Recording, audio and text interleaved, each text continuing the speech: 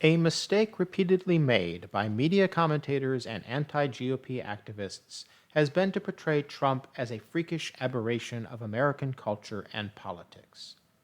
But repeating "this is not normal" didn't stop Trump from winning the 2024 election, because those sentiments have misunderstood what is normal in American history.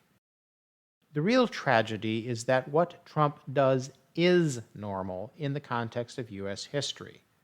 Today, I will talk about Trump's return to the U.S.'s normal foreign policy doctrine for Latin America and now apparently Greenland.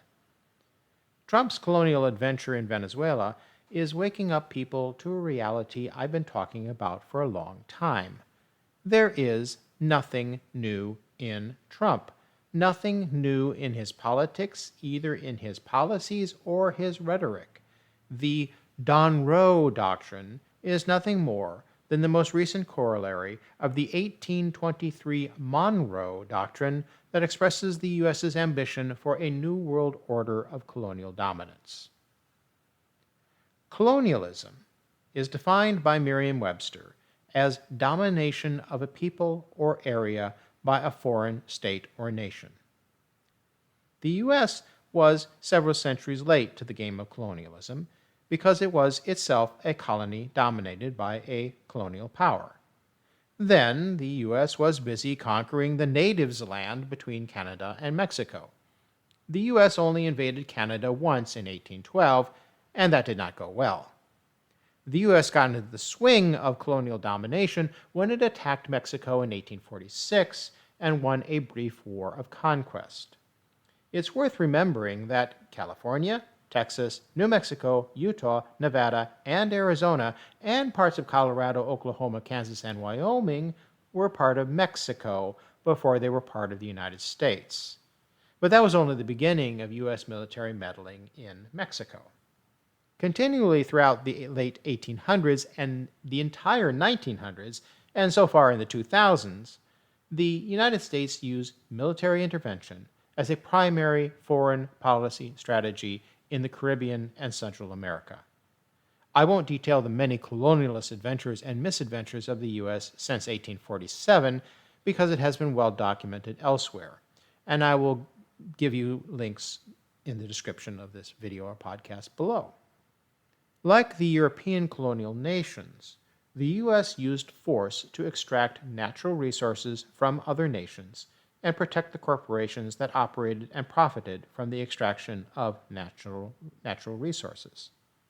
A major corporate recipient of U.S. support was the United Fruit Company, that became the dominant power in several Central American nations. The U.S. military also intervened on behalf of the interests of American sugar corporations in multiple nations, most notably the Dominican Republic. American colonialism is not an artifact of decades past. Think Iraq, a nation where the U.S. military still remains. But for the U.S. right wing, it is not enough. They want more. Bananas and sugar are now passé. Colonialism is now about oil and rare earth metals. A big part of the Project 2025's right-wing agenda is to restore American colonialism so that U.S. corporations can profit from the extraction of natural resources in other nations. They and their corporatist allies set U.S. foreign policy, not Trump. Consider arch-colonialist Elbridge Colby, currently Undersecretary of Defense for Policy in the Project 2025 Trump regime. You can read about his past and far-right ideology in the link below. There's also Ambassador to the UN Mike Waltz, who seems willing to go to war with most nations in the world. But of course, the uberhawk of them all is Trump's grima worm-tongue Stephen Miller, who, when he isn't calling for the cleansing of immigrants from the United States, is urging the U.S. to conquer other nations. Politics is about power, and the right wing is about the desire for power concentration. The current Project 2025 Trump regime is nothing more than the latest manifestation of the American tradition of right-wing power concentration.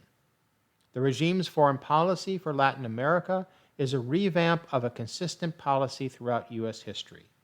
It is a repeat of when James K. Polk invaded Mexico, when William McKinley invaded Cuba, when Teddy Roosevelt occupied the Dominican Republic and declared that the U.S. would decide the borders of Venezuela, when William Howard Taft invaded Nicaragua, when Woodrow Wilson invaded Mexico and occupied Haiti, when Dwight D. Eisenhower overthrew the government of Guatemala, when John F. Kennedy invaded Cuba, when Ronald Reagan invaded Grenada and tried to overthrow the government of Nicaragua, and when George Bush Sr. invaded Panama. There is nothing new here in the U.S. military incursion into Venezuela. You can simply fill in Trump in your American colonialist intervention bingo card. Even though a significant number of Americans have not and do not support America's colonialist foreign policy, again and again and again, the people who favor that policy keep getting elected. You may be tempted to say about the current Project 2025 Trump regime that America didn't vote for this. Can you be so sure?